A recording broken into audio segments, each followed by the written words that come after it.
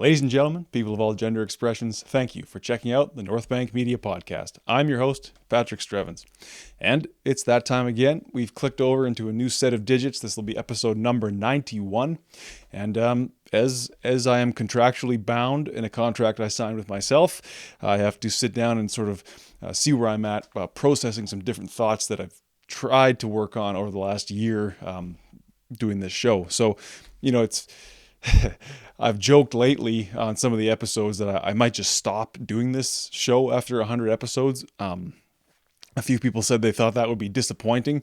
It would sure free up a lot of time in my life, but I still don't know. I guess it's nice to hear that some people have gotten something out of this, if such a thing were possible. But to stop completely, I don't think is the case just yet, but to definitely maybe change up the course is probably more than likely after 100 episodes, but we'll see. It's early still. I guess the reason I started this whole thing, the North Bank Media Podcast, the reason I did this to begin with was the original goal was to figure out what I thought.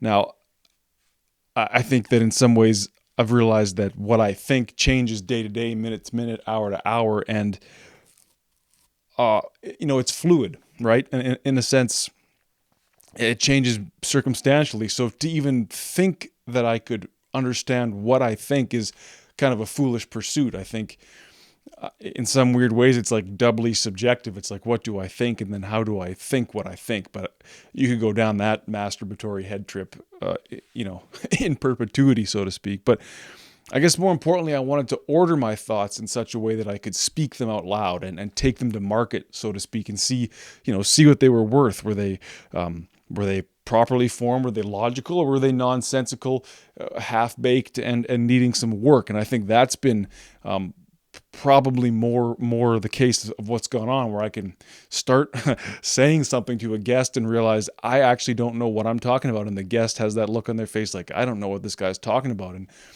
there's actually nothing more rewarding than that, than to take an old tired idea that you think you understand, that you think you know, and trot it out and realize that it's poorly formed, and it's very necessary. I think if I could say anything, it would be that everyone should have the opportunity to scrutinize their thoughts and publicly, however little viewership this gets, but to scrutinize their thoughts in a way where there's accountability, that you have to put forward what you think in a way that makes sense. You don't just get to think your thoughts, you actually have to test your thoughts out in the real world.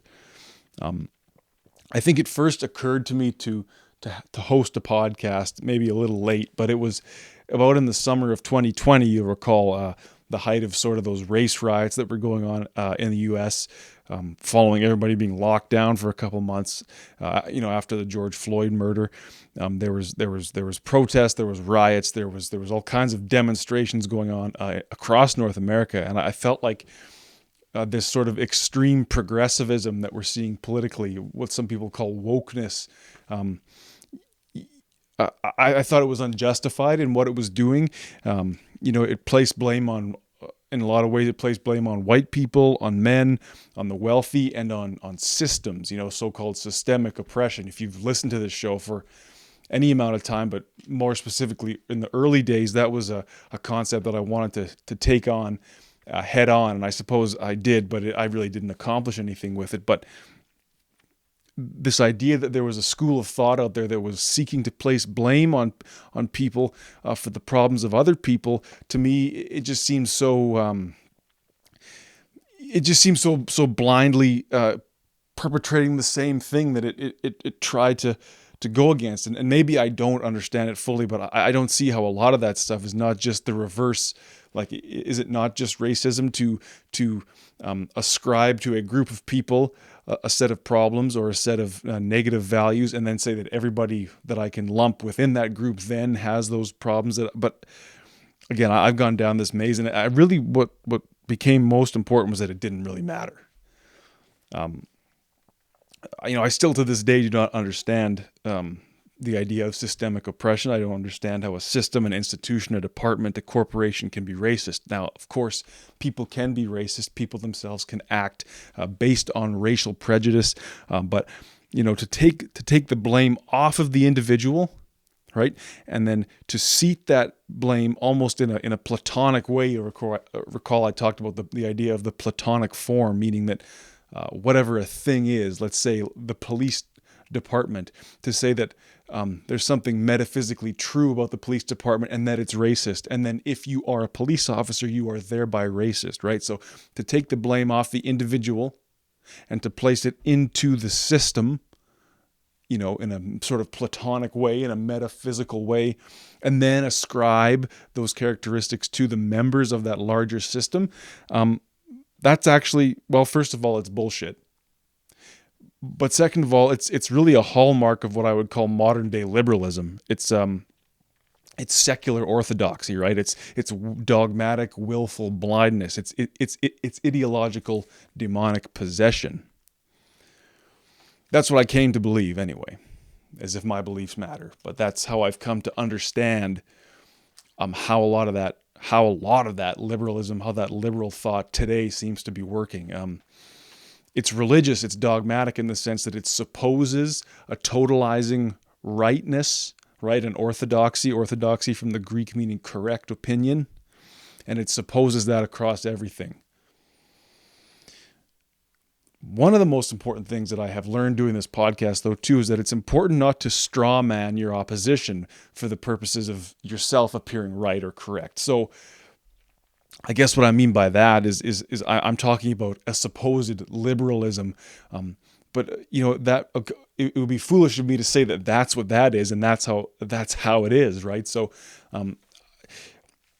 really, none of this matters. But as a way of trying to make inroads on how I understand the world, it's important not to just say that here's this monolithic thing called modern day liberalism that always does this, and everybody who does any of that does all of it, right? Like, that's the same problem I just finished describing. So I guess truly what has stemmed from doing 90 or so episodes of this podcast is just to remember that the depth and the plurality of the human experience, just as the depth and the sort of truly the depth of the universe and the depth of humanity, it's endless. And to suppose that your point of view makes any difference on any of it, or to suppose that any two things are the same, is ridiculous. It's foolish. One of the first guests who came on the show when I made that call to talk about systemic oppression, systemic racism, was a news reporter named Rochelle El-Soufi. And, she is essentially supposed to be objective in her profession as a news reporter. And I can't really speak to whether or not she was objective. I think she pursued stories that had the issue of racial bias, systemic prejudice, all those sorts of things. That she pursued those stories.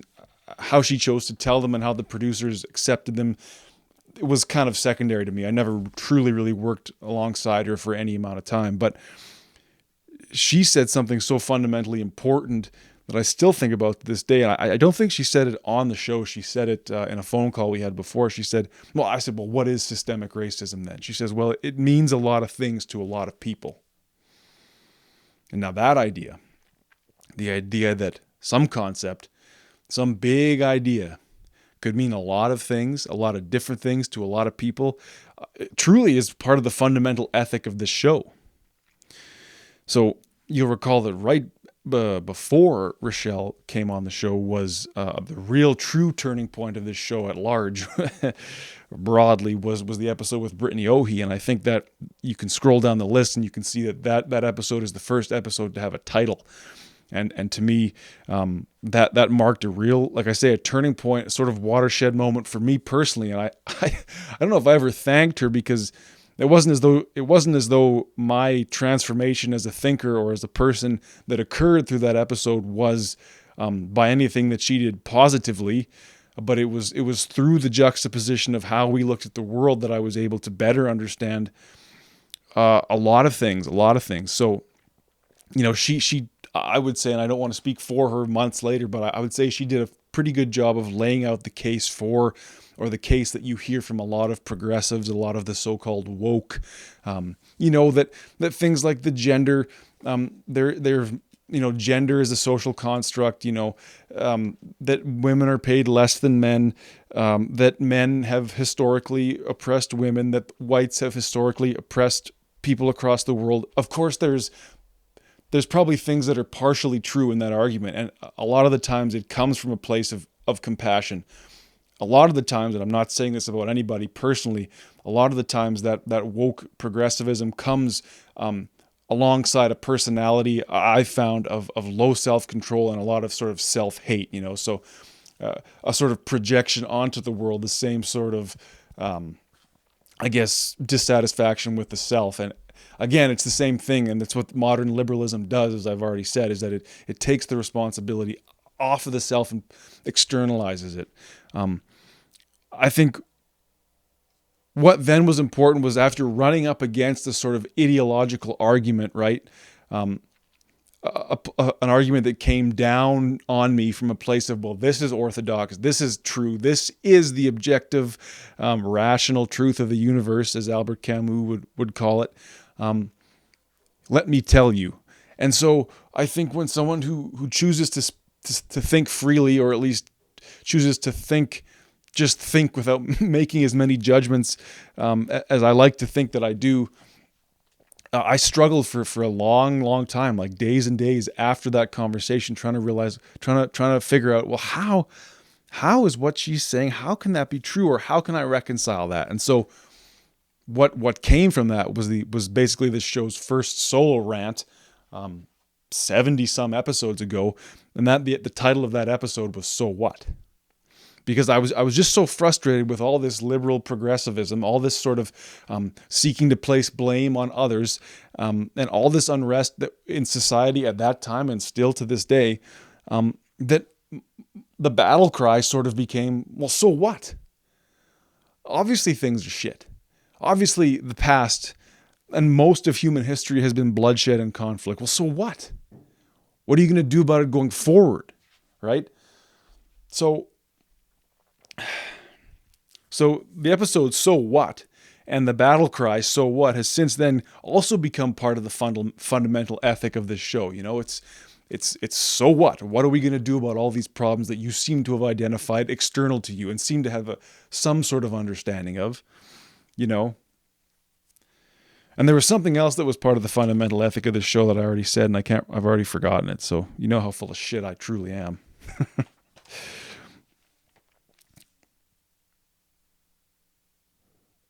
But it's like, if you're coming to me, or if you're coming to the world at large via Twitter or wherever, or your soapbox on the corner, if you have all these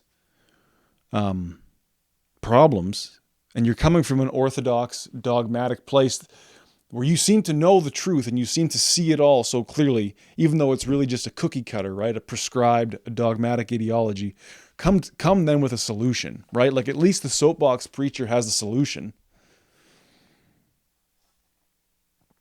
But I truly think that in the face of ideology, in the face of overbearing authoritarian progressivism and a rewriting of human nature, then the answer is like, okay, so what? How are you going to do that? And quite oftentimes the answer is quite, it's scary. It's scary stuff. I think if progressivism, if liberalism is allowed to go all the way, then that's when you start to see, I would think, like fascist and communist authoritarian ways of thought. But I'm not trying to go there just yet. But the point there is, like, the answer to all these supposed hardline truths, the answer is so what?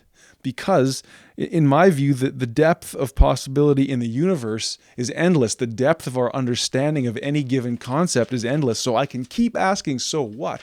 Until you spool it out to not a logical conclusion, but until you spool it out and we completely flatten it and expose it to the light.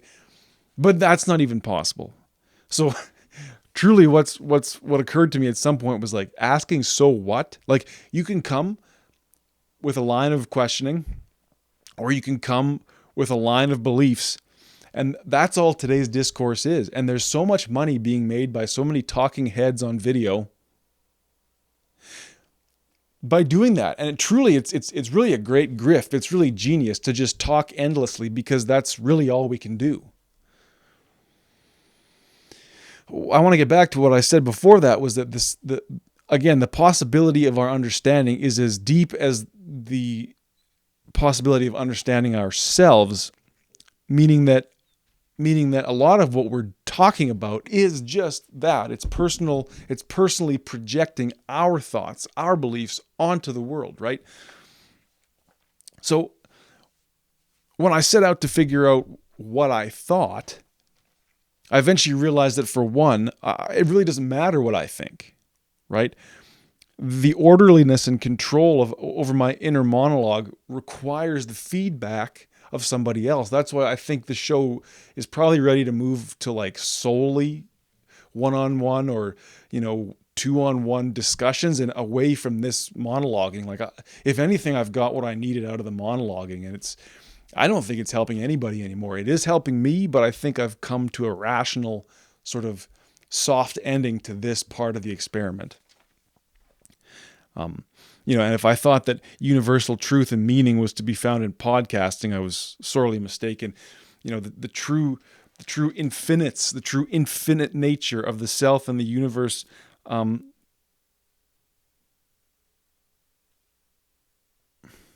really just became more and more apparent. The more I talked, the more I thought, the more I listened, the more I realized there was more to say, more to hear, and more to do.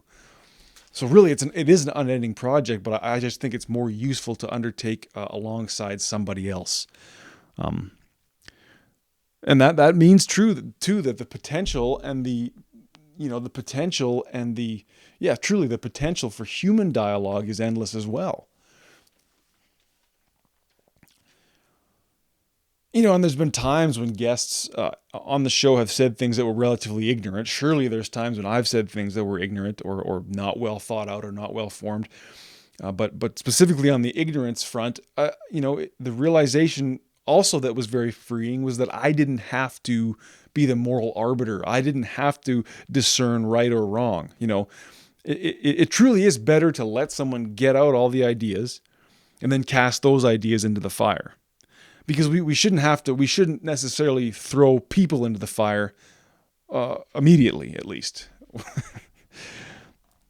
The so-called cancel culture today is very willing to throw people into the fire for actions, granted, but I think you have to at least cast a light on the entire picture of a situation and then decide how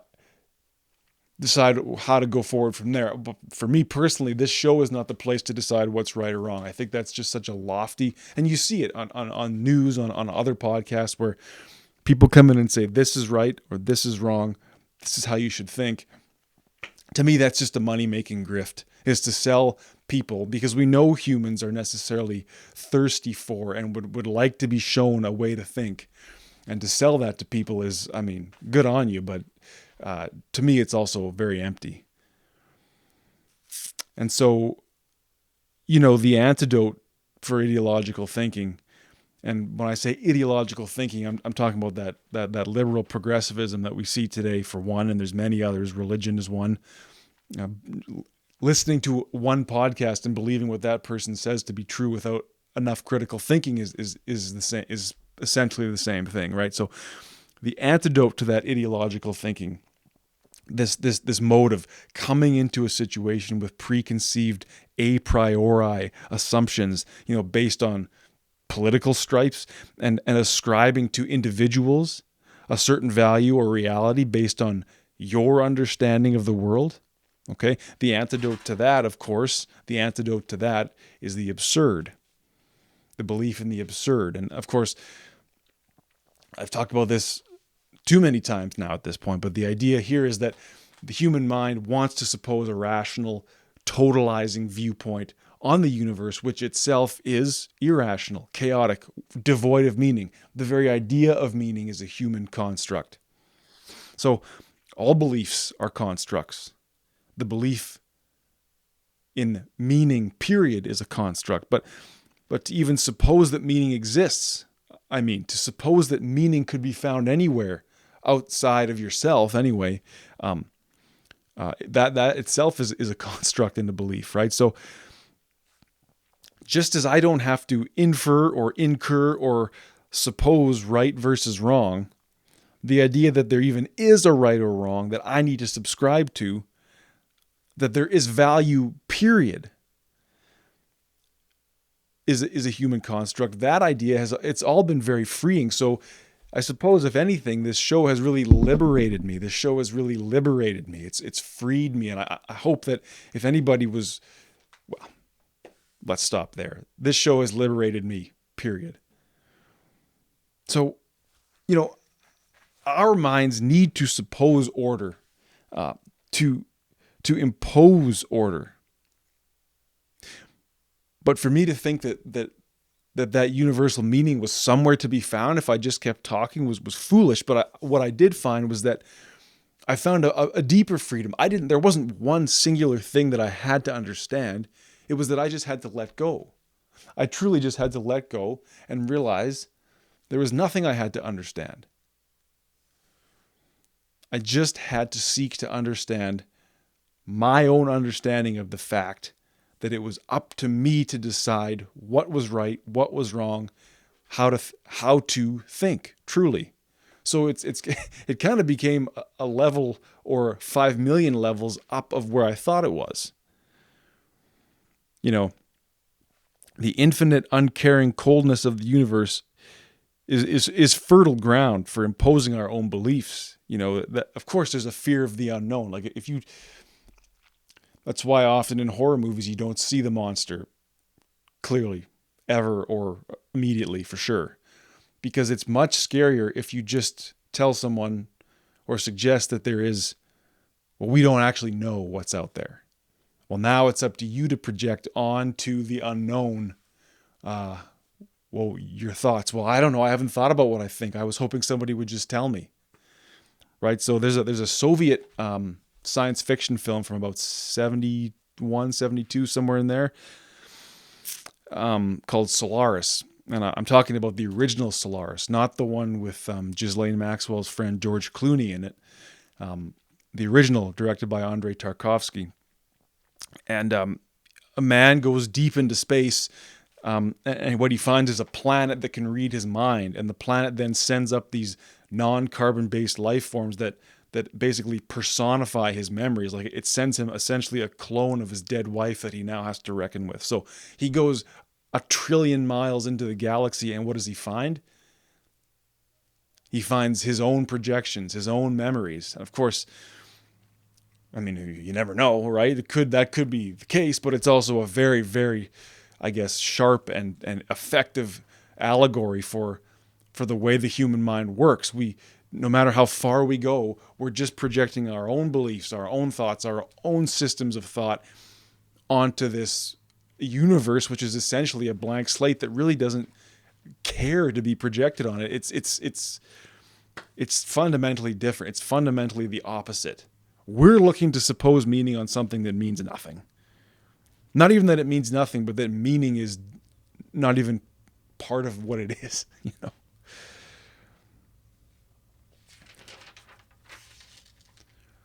So I remember being just completely apocalyptically annihilated drunk one day in August of this year, and being in my friend Doug's kitchen and just like bent over saying, objectivity is a lie. There's no such thing as objective truth. And I do believe that in some sense. So I'm not sure what he thought. I smoked all his tobacco and just told him what I thought. Good that we're still friends after all that, because it's not the first time I'd done something like that to him. But so what arose from this distrust of objective truth was later a distrust in knowledge of any kind, a distrust of that there could be knowledge of anything external to me. I really believe this, and I tried to barf this out on the last episode. Was that 81 on the riverbank there right before it snowed? And, in some ways that realization is almost more horrifying. Like, okay, fine, the universe is cold and uncaring and chaotic, and it's up to you to impose meaning and find out what's important in life. Not so bad. If that's the case, it's probably almost easier than having to live by some rational code that's been imposed upon me. But okay, but now if I'm coming to the realization that to know anything, I can't know what's going on external to me. I can't know what's going on out in the in the universe broadly. I see things that go on in government. I see things that go on in society. I see things that go on in my own goddamn house that I don't understand. I see things that happen between family members that I don't understand. So it's up to me to understand, okay, this is how I look at the world, so I'm going to use this as a sort of dialectic or a sort of means of understanding. But now we're saying, well, even that knowledge that I'm working with exists only inside me. And only I can understand it. I couldn't even explain it to somebody. Now, that's almost more horrifying, but if you're willing to think that way, it's also just as freeing. It's even more freeing, because then when a friend comes to you with a problem, I have no idea what you're talking about. Oh, I hate my job. I hate my wife. I hate my kids. No one's said that to me. I mean, we all hate our job at some point, but you get what I'm saying. If someone comes to you with a problem, I procrastinate, I can't advance in my industry that I work in. I can't figure this out. I can't. How do I start my own business? Whatever the problem is, truly, I can't even help you. I cannot help you. I cannot help you solve your problems. Now, that, as horrifying as it may be, was also very freeing to realize. It may be bleak to think of at first, but what I believe is that as I said, the infinite of the self means that all of our existence, our memories, our lived experiences have the weight of our singular perspective and the weight of each successive lived moment behind it. You see what I'm saying? Is like, I cannot know what it's like to be you. Of course, there's this old philosophical, it's not that old, but that philosophical essay called "What's It Like to Be a Bat?" Because we know bats can't see visually very well, but they use essentially what? Sonar, echolocation. They make a sound, it bounces back, and they can tell where the obstacles are or where the food is. You have no idea what that would be like to live that way, to experience that in your consciousness. But to think that you could, okay, I don't know what it's like to be a bat, but I know what it's like to be you is equally ridiculous. I do not know what it's like to be you. Right? So, and I've said this in the last episode, but I think I need to make the point again. Talking to my friend AJ, and she said, the answer to life then is a question, right? You cannot understand. I can't understand you. I can barely understand myself. But I can keep asking you questions until we deepen the understanding. Or if you come to me with an issue, I can just keep questioning it until you gain a better understanding of whatever's going on inside you. I would think. That may be all we have to offer one another is questions. So I think it's a blind faith in even not in the truth, but in the existence of truth. A blind faith in the existence of value and right or wrong, moral hierarchy. And I believe it's that's driving the West into a pretty unfortunate place, but it is also paradoxical, right? The plurality, in fact, the infinite number of perspectives. And the inability to accept, I guess what I'm arguing for, the inability to accept moral relativism forces us to believe that what we believe is right in any context other than our own mind. That is the war that's being waged today in the West, and maybe always, but I'm not sure. It's this refusal to accept moral relativism, and this refusal to believe that it's this refusal to just stop trying to impose your beliefs on anybody else. Right? It is a war about belief. So, as governments in the West become more authoritarian, and they are, this trickles down, I think, into a social authoritarianism where war is being waged over what we believe. We see governments imposing restrictions upon us. I'm not just talking about the pandemic, but generally, we've consented to be governed centuries and centuries ago. That sort of control, that sort of behavior of control trickles into the populace, and everybody seeks to control others, right? And truly, a lot of the time you have folks with poor self-control. I myself have been there and am there. I can't control what I do. So there's an externalized hate. There's an externalized desire to control. And sometimes it filters back in with behavioral or drug addiction, substance addiction. Other people seek to control. You see them being tyrannical at work. You see them being abusive to a loved one. Because we've gotten ourselves into an arrangement where we're told how to think, we're told what to believe, and the conflict there is that, on some level, all humans know that it is up to them, I think, to make decisions about what works. It's that taking on the personal responsibility of ordering your world that makes sense, but stopping there and not forcing it upon others. Don't be so egotistical as to think that whatever works for you would then work for anybody else. Obviously we saw that going through COVID-19.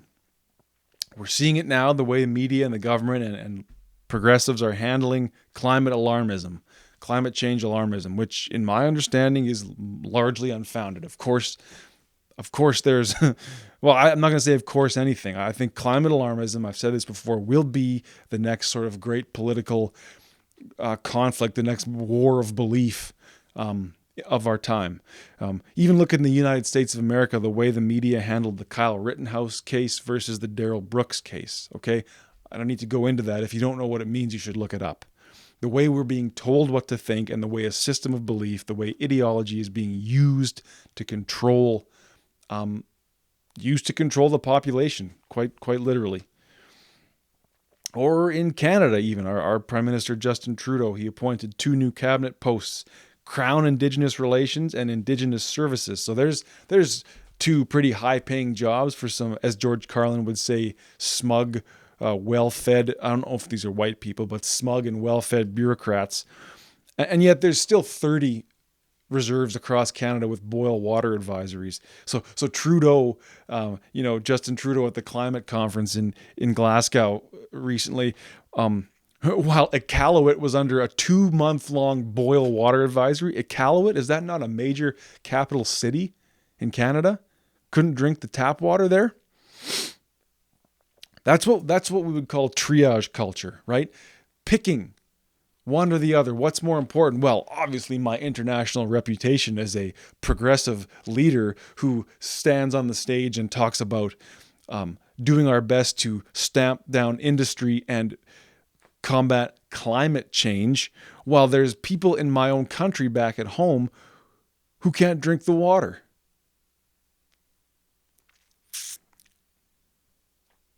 Right? Peak triage culture. That's what the progressives do. Because, if the trial of Ghislaine Maxwell that's going on right now is revealing anything, it's that human trafficking and pedophilic sex trafficking are rampant in this world. But we're going to focus on climate change, whatever that may mean. And really, it just means crippling our own economy. And does nothing to suppose that humans might be able to geoengineer a solution. So, as I said before, I'd like to make this point once more before I get out of here. There are talking heads on all sides of the spectrum that make a lot of money either perpetuating the lies and the mainstream narrative of the media, which is really just government propaganda at this point. And there are still the people, the let's say controlled opposition. You might say someone like Alex Jones or Dave Rubin or any of those ideological dark web guys. They make just as much money doing the exact same thing, perpetuating a way to think. And the grift is endless because the government's not going anywhere. The lies and deceit aren't going anywhere. The population control and all these prepackaged ways for you to think are available. Okay, so it's endless, truly. Politics, talking heads on TV, all that shit is truly endless. And really, it just sucks the soul out of a person because it takes away their right to think for themselves. So talking heads on video really are not a part of the solution. Only insofar, perhaps, as they could motivate people to think for themselves. I'll say it once more. Talking heads on video are definitely no part of the solution. And on that note, I'll leave it there.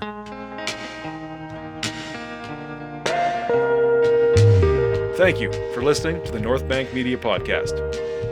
If you enjoy this conversation, please subscribe on YouTube and give us a like. If you're listening on Apple Podcasts, please subscribe as well and leave a 5-star review.